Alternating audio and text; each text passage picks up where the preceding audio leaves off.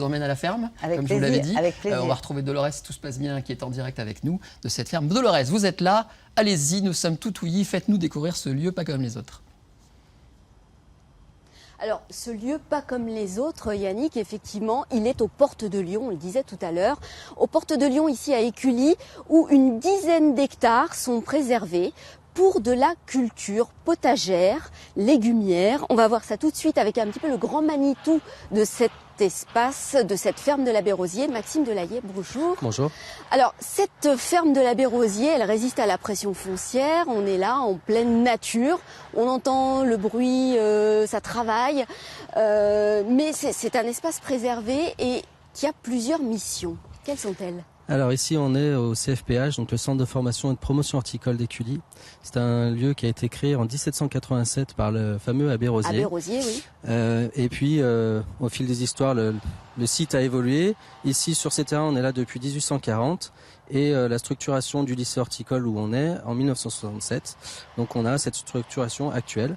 Aujourd'hui, on accueille 220 apprentis sur les métiers du paysage et à peu près 1200 stagiaires de la formation continue. Et donc, on bénéficie d'un terrain de 10 hectares qu'on a essayé de valoriser par cette fameuse ferme de l'Abbé Rosier. Alors, cette ferme de l'Abbé Rosier, c'est aussi un terrain d'expérimentation, je crois. Oui, c'est un terrain d'expérimentation parce qu'on teste des serres bioclimatiques pour essayer de réduire les énergies fossiles et tout en gardant la productivité. On teste des protocoles en agriculture urbaine pour travailler sur la réduction des terrains agricoles et sur la pression foncière. Donc sur moins d'espace, on essaye de produire autant. Donc on fait de l'hydroponie, de l'aquaponie. Et puis c'est aussi un test d'expérimentation sociale puisqu'on sert aussi de chantier d'insertion.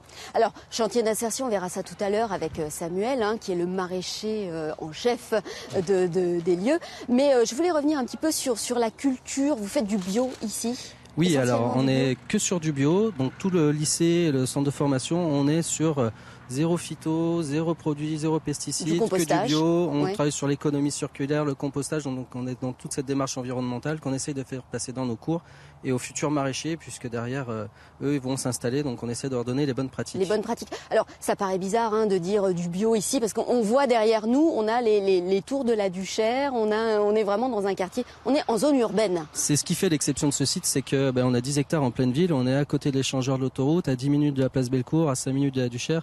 Et c'est ce qui fait la valeur de cette ferme, c'est de remettre la nature en ville et de proposer autre chose que l'urbanisation. Alors vous avez aussi de la vente directe, les gens viennent acheter des légumes chez vous ? Oui, alors on a fait aussi tout un développement territorial. C'est vrai que la ferme est ouverte le mercredi après-midi. On a une centaine de clients qui viennent le mercredi soir acheter des légumes. Et c'est une redite de l'histoire puisqu'il y a 50 ans, ici on faisait des pommes et les gens venaient acheter leurs pommes. Et il y a encore des personnes un peu âgées, mais qui nous disent, nous ça nous fait plaisir de revoir ces lieux qu'on connaissait il y a longtemps.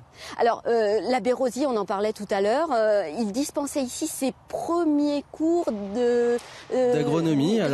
Gratuit. Alors c'est c'est pour ça qu'on dit que c'est lui qui a lancé cette école, parce qu'il donnait des cours gratuits. Son objectif, c'était que les gens ne reproduisent pas des gestes qu'ils ont appris, des gestes ancestraux qui n'étaient pas bons pour la culture, et donc développer de nouvelles pratiques était mieux pour l'environnement. Donc au final, 200 ans plus tard, on refait à peu près la même chose chez nous.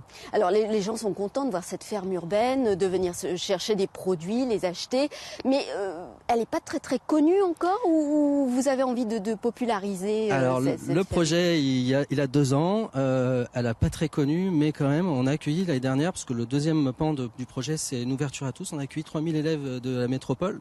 On a tous les jours une centaine des portes ouvertes en fait. Des portes ouvertes, etc. Donc on accueille beaucoup de monde.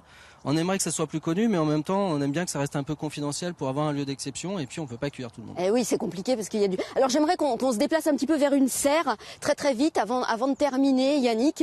Regardez, ça, c'est une des serres dans lesquelles on va rentrer tout à l'heure. Maxime, vous me confirmez. Oui. On va aller voir comment on plante, comment on cultive. Et on va voir ça aussi. On va parler de l'insertion avec Samuel. On se retrouve tout à l'heure ? Entendu. On se retrouve tout à l'heure. À tout à l'heure, merci beaucoup. Et nous sommes avec Diane.